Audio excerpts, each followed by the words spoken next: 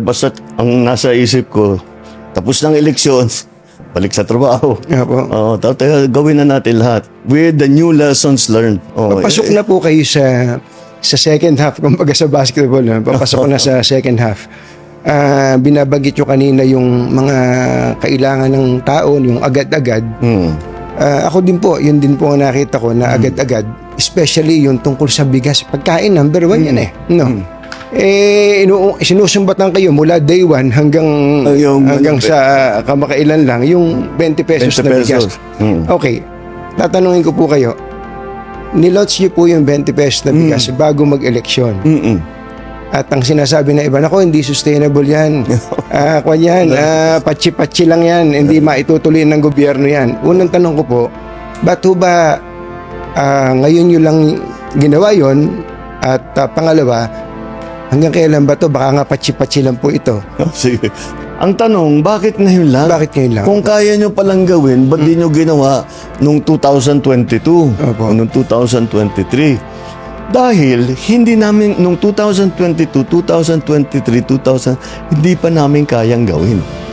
Bakit? Ang key dyan ay yung production. Opo. Kaya patayo namin ng irrigation, ang dami naming dam na ginawa, ang dami na naming pinamigay na makinarya. 2023, ang ani ng palay sa Pilipinas, pinakamataas sa kasaysayan ng Pilipinas. Nalampasan pa yun noong 2024. Opo. Kaya sa production, dahan-dahan, inaalalay natin. Bakit ngayon lang na tayo nagbibigay ng tulong sa produksyon? Opo. Dahil ang Pilipinas, ang mga opisyal na spoiled. Basta't import lang ng import. Tapos, yung importation niyan, illegal and legal. Opo. Ang katotohanan, ang nakita namin, ang pangkontrol doon sa presyo ng bigas ay ang smuggled na bigas. Kaya nag-hoard. Opo. Yan. Ang una na, kung titignan ninyo, ang isa sa una namin ginawa, nag-raid kami ng mga warehouse. Etong pinakamalupit. Sinabi namin, ba't may ganito? At hindi na iniintindi, basta't puro ang import natin. Dahil ang nag-i-smuggle, mga official din ng gobyerno. Kumikita sila. Opo. O di bakit nila papalitan? Sige, pasok lang sila ng pasok. Hindi nila iniintindi ang production. Hindi nila iniintindi yung sistema. Hindi nila iniintindi ang presyo ng palay, ang presyo ng bigas, ang kikitain ng magsasaka. Wala. Kailan po itong mga nag-i-smuggle? Basta ito yung nakita namin. Opo. Nung pag-upo ko, meron talagang ganyan. Nung inipit namin yung mga smuggle at rineraid na namin yung mga warehouse, nabawasan yung supply. Kailangan namin ayusin yung NFA. Lahat yan, yung mga changes na ganyan, hindi ganun kasimpleng gawin. May batas na kailangan palitan, mayroong mga taong kailangan palitan, ibang konsepto na. So, ngayon lang namin nabuo lahat. So ngayon po, dito po sa podcast ni PBBM na yan, nalaman natin lahat kung gaano kahirap po bago na-achieve ang 20 pesos per kilo ng bigas. Diba? Grabe ang hirap na ginawa ni PBBM. Nag-umpisa sa paggawa ng mga dam, paggawa ng magandang irigasyon, yung maayos na irigasyon, pag-raid sa mga gumagawa ng mga illegal sa patungkol sa bigas, yung mga nag-i-smuggle, yung mga nag-i-import na dumadaan sa hindi maayos na proseso. Tapos namigay po sila ng mga kung ano mga equipment para mapaayos po, mapabilis, mapaganda ang kumbaga mga kagamitan ng ating mga farmers. Diba? Grabe ang pinagdaanan nitong 20 pesos per kilo ng bigas bago narating na-achieve na isa katuparan ng ating Pangulong Bongbong Marcos una sa Visayas Region. Pagkatapos ng eleksyon ay nagkaroon po ng bentahan na rin sa NCR. Imagine niyo po kung gaano kahirap ang pinagdaanan. Tapos, nung nagawa na ni PBBM, sa halip po na pasalamatan siya, sa halip na siya'y purihin dahil sa kanyang pagsusumikap na matupad ang kanyang ambisyon na makapagbenta ng 20 pesos per kilo ng bigas para sa ating mga kababayan. Diba? Batikos pa ang napala. Pamumulitika, paninira, pambabalahura. Masakit pa nito, galing ito sa kasama niyang nangarap ng 20 pesos per kilo ng bigas. At ang masakit pa nito, ang sabi nung kasama niyang nangangarap noon para sa 20 pesos per kilo ng bigas, hindi daw ito posible. Pero meron daw siyang nakausap na isang negosyante. Sabi din daw, hindi daw po ito posible. Pero nagawang posible ni PBBM. Ngayon, ang sabi niya, meron daw siyang alam na paraan. Pero hindi daw niya sasabihin kay PBBM dahil ayaw daw niyang tulungan ang ating Pangulo. Imaginein mo yun. Grabe ang pinagdaanan. Parang dumaan sa butas ng karayom ang 20 pesos per kilo ng bigas. Tapos meron kang naiisip na paraan. Meron kang nalaman na epektibong paraan. Pero hindi mo itinuro dahil ayaw mong tulungan ng iyong presidente. Kapag ayaw mong tulungan ng iyong presidente, ayaw mo rin tulungan ng mamamayan. Dahil ayaw mo sa ikagaganda ng buhay ng mga Pilipino. Ayaw mo ng isang pagkakataon na ang mga kababayan natin, kami na mga mahihirap ay makabili ng 20 pesos per kilo ng bigas. Ako pangarap ko makabili niyan. Kapag nakikita ko yung mga interview ng mga nakabili na sinasabi nila, hindi to yung dating NFA rice na halos hindi makain, na para sa aso. Ang binebenta po ngayon na tigbe 20 pesos per kilo ng bigas ay well-milled rice. At ito po'y buo po yung mga butil, hindi po lahat broken rice. Konti lang ang broken rice. Ako gusto ko rin makabili niyan. Bakit ba? Yung binibili namin ngayon na bigas, 1,100. 1,100 isang 25 kg. Kapag ikaw nakabili ka ng 20 pesos na per kilo ng bigas, sa 5 kilos, magkano na lang yun? 500? Napakamura. Ang laking kamurahan. Di kung may sobra pa akong 600. May pambili pa ng ulam. Kahit ibili mo lang na isang tray na itlog Kasi lagi kaming may isang tray ng itlog.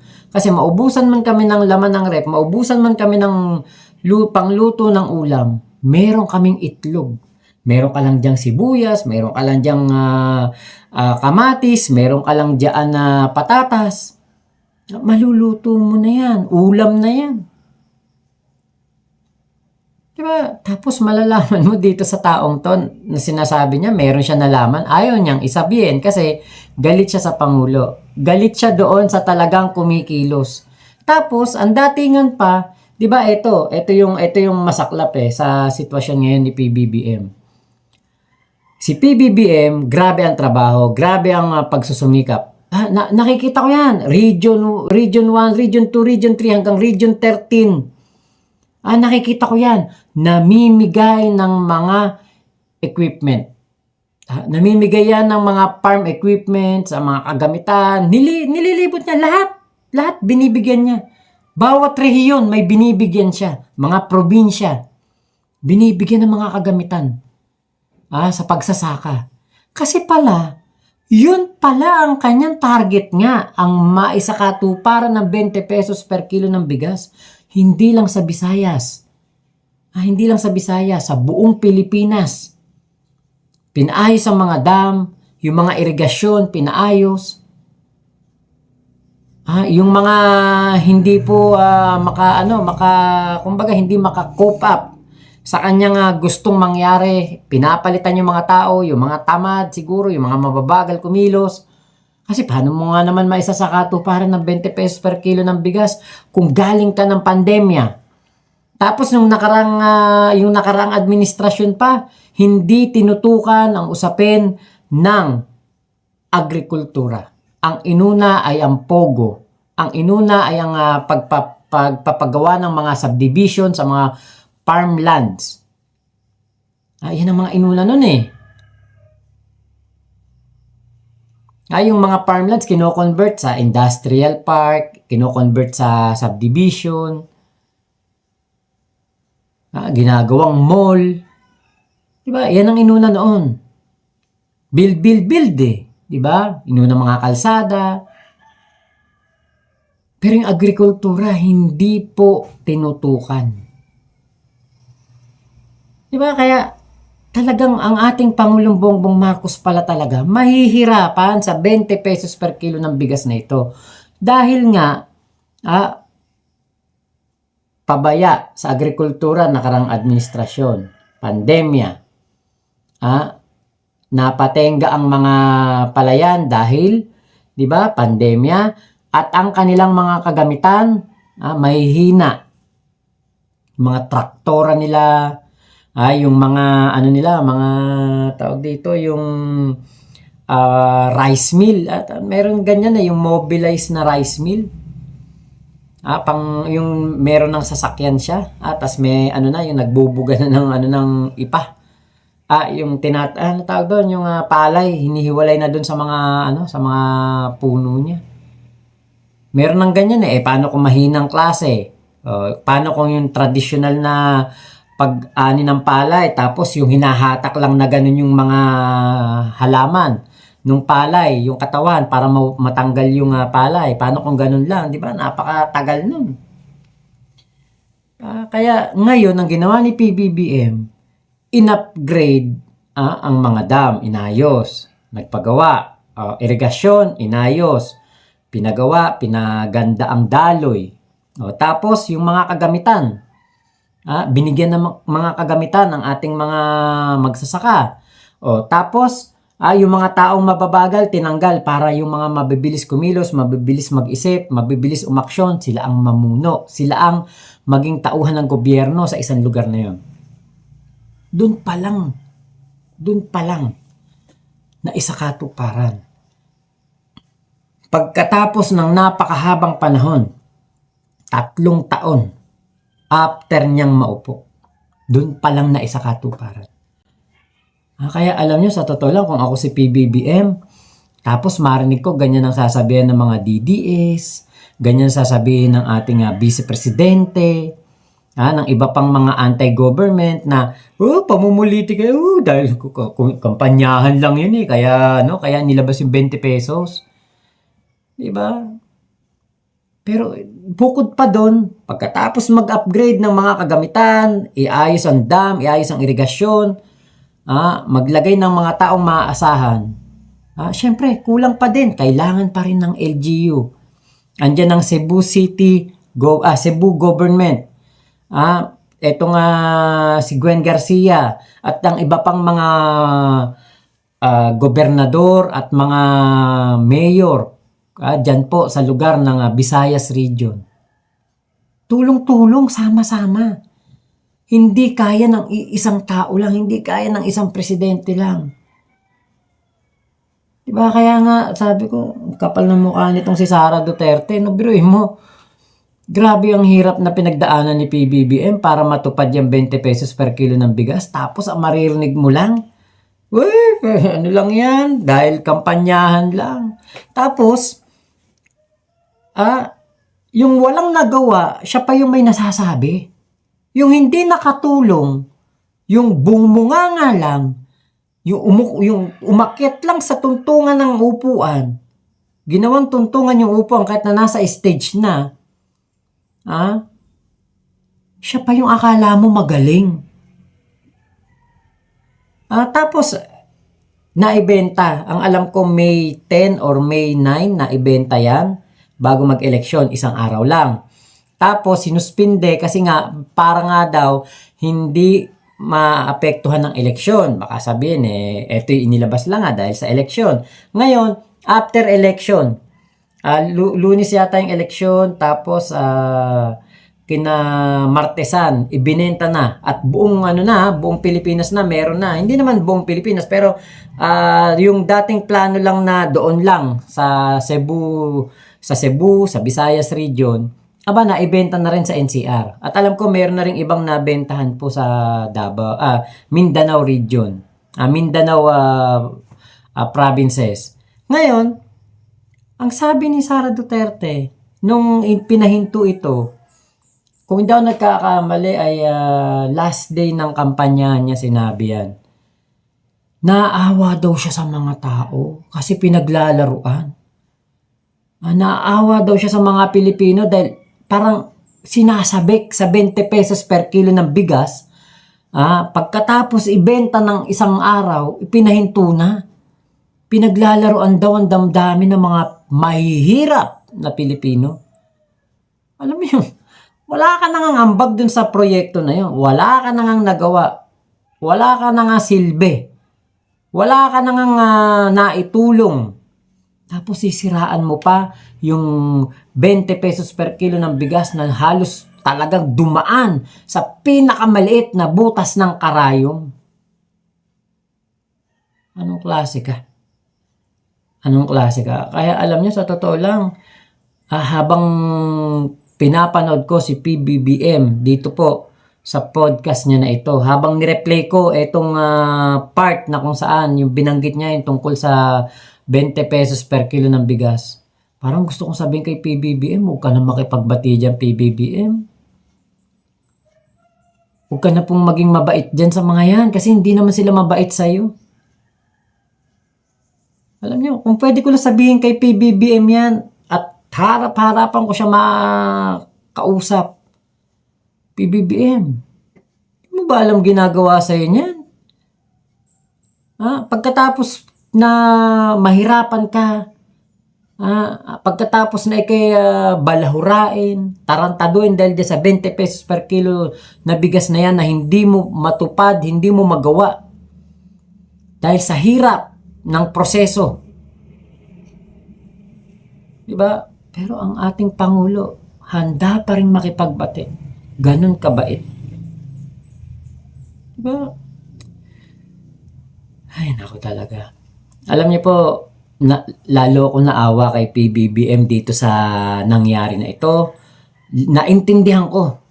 Kasi kahit ako nung mga unang, mga ilang, siguro mga 100 taon, wala pa 1 taon na si PBBM ay nakaupong presidente.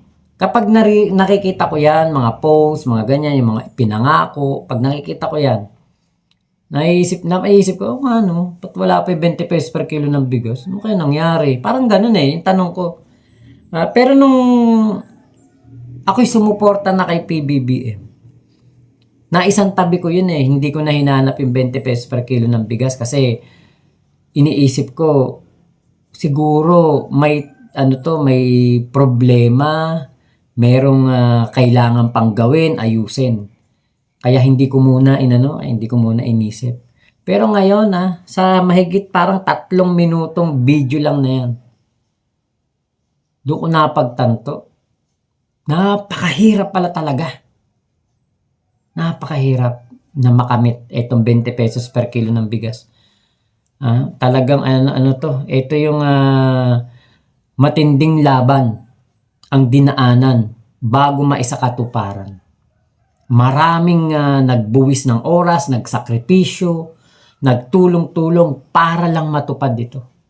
Kaya nakakasama ng loob bilang isang mamamayang Pilipino na makikita natin, mapapakinggan pa natin sa mga hindi sumusuporta sa ating Pangulo na nilalait, minamaliit, winawalang hiya yung 20 pesos per kilo ng bigas.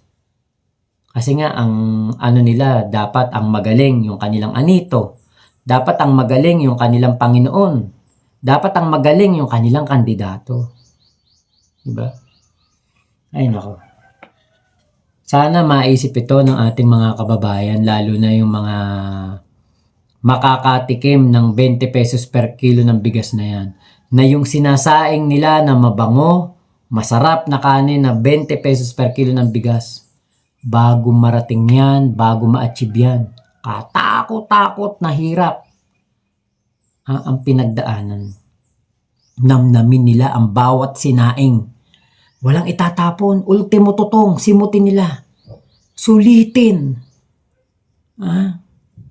Hindi dahil sa pinagpaguran nila yung 20 pesos per kilo na binili nila na pera na 20 pesos, hindi. Kundi dahil sa hirap ng Pangulo, ng Agriculture Secretary, ng mga magsasaka,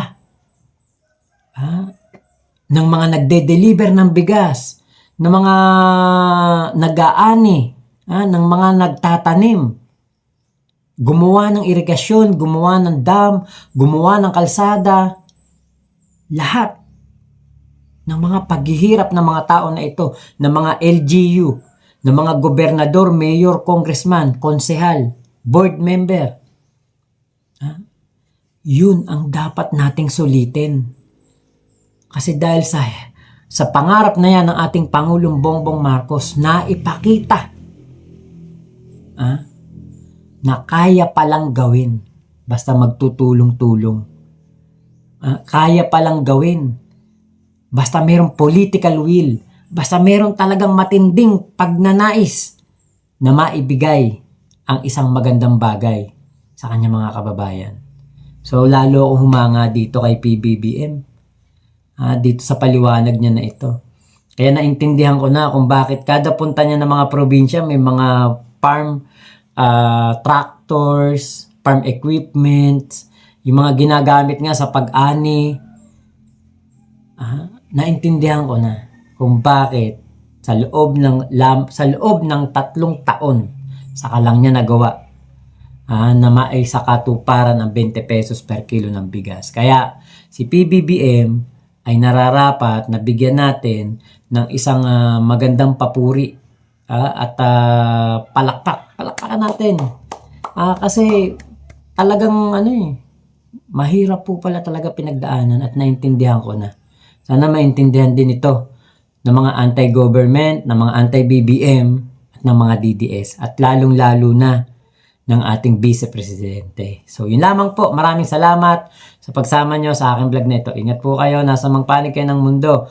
Momo chup chup. Love you. God bless us all. Pilipinas. God first. Oy, ito nga pala sa Japan. Mahal na po ang bigas. Sa Japan, nagmahal po ang bigas.